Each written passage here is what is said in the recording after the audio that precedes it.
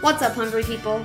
Welcome back to the Starving Chef's Kitchen. Today, we'll be making pumpkin butter apple pie cinnamon rolls. It's all of the quintessential flavors of fall wrapped up into one cinnamon bun. We'll start by mixing together 1 cup of pumpkin puree, 1 cup of pumpkin butter, and about 1 teaspoon of vanilla extract. Mix it all together until it's nice and smooth. And then we'll just go ahead and set it off to the side until we're ready for the next step. Next, take about 2 cups of chilled apples that have been tossed in lemon juice. Combine them with brown sugar, a little bit of melted butter, sea salt, ground cloves, a dash of allspice, and 2 or 3 tablespoons of cinnamon. And then just stir it all together. The lemon juice will keep the apples from browning while we roll out the dough in the next step. And then just go ahead and set the apples aside. Now the secret to achieving quick and easy cinnamon rolls is to actually use store-bought pizza dough. Any kind of unflavored raw pizza dough will work as the base for your cinnamon rolls. Usually you can find raw pizza dough in your deli or bakery at your grocery store, or I've even found it in the frozen section with the bread and rolls. And of course, if you are in a pinch, you can make your own dough from scratch, but honestly, this is the best way to go if you're able to find the dough. So we're just going to dust a surface here with some flour, spread it out. And then we're just going to take our dough, plop it down here in the center. And then we'll grab our rolling pin and roll the dough out. You're aiming to get the dough to be about a 1/2 inch to a 1/4 inch thick, evenly across.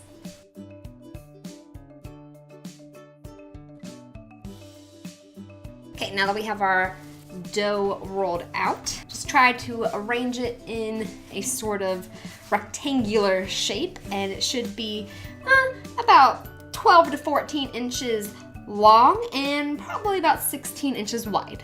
Next, we're going to spread our pureed pumpkin and pumpkin butter mixture across the dough in an even layer. You wanted to get it as uniform as possible without having it too thick in any certain places.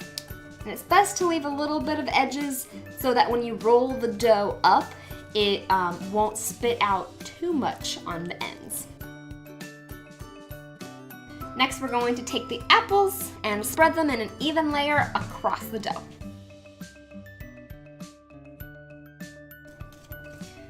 Again, you don't want the apples to be spread too thick in any one place. You want to make sure you have it in as much of a single layer as you possibly can.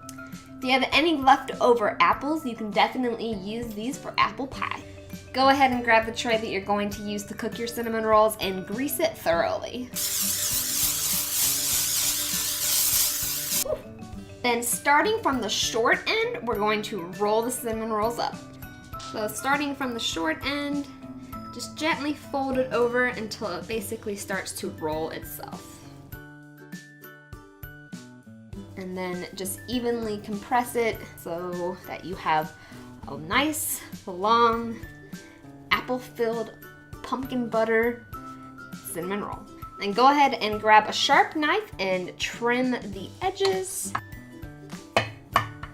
I have found it's easiest to start by cutting in the middle and then cut each half in half, and then cut each quarter in half again. And basically you'll end up with relatively evenly sized cinnamon rolls. So then this is about what they'll look like, and then go ahead and arrange them into the cooking pan. It's best to go low and slow while cooking these cinnamon rolls so you don't burn them, but also end up with a nice cooked center. So we're gonna go ahead and cook these at 350 degrees Fahrenheit for about 25 to 30 minutes, and then we'll keep an eye on them in about 10 to 15 minute intervals afterwards to make sure that they're nice and cooked in the middle.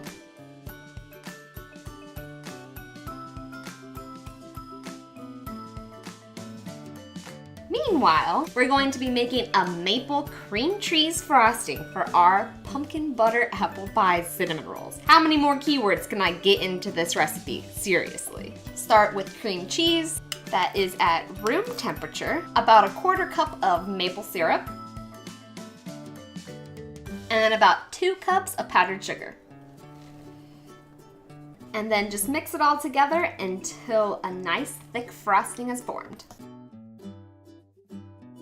I figured out it'd probably be faster to actually use a hand mixer instead of my arm.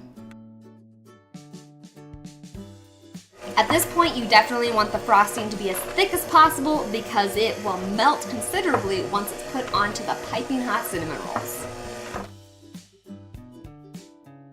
Oh yeah. It's literally so good. And then just leave the cream cheese frosting at room temperature until you're ready to spread it over the tops of the cinnamon rolls.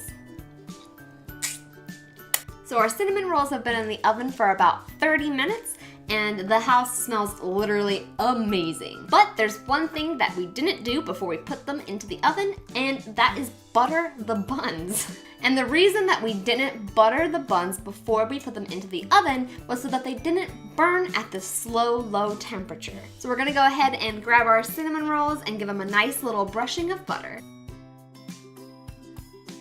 They're looking so good right now. So what we're gonna do is just give the cinnamon rolls a really quick brush with some salted butter. And the butter is added second so that it gives the time for the apples to release some of their moisture and not make the center of the cinnamon roll too soggy to cook properly. Make sure you get it nice and even across each of the cinnamon rolls, down on the sides, in between all the crevices. And this will also help give the cinnamon rolls a nice golden brown color. When the cinnamon rolls are nice and coated in the butter, we're gonna pop them back into the oven for about 10-15 minutes, just keeping a close eye on them to make sure that they don't burn, but they get a nice golden brown color.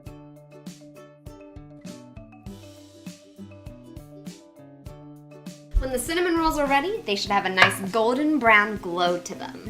You'll know the cinnamon rolls are ready when the apples on top look a little bit dehydrated and the edges of the cinnamon rolls are just kissed with a golden brown color. Once you've let the cinnamon rolls cool down for a little bit, go ahead and slather on the maple cream cheese frosting.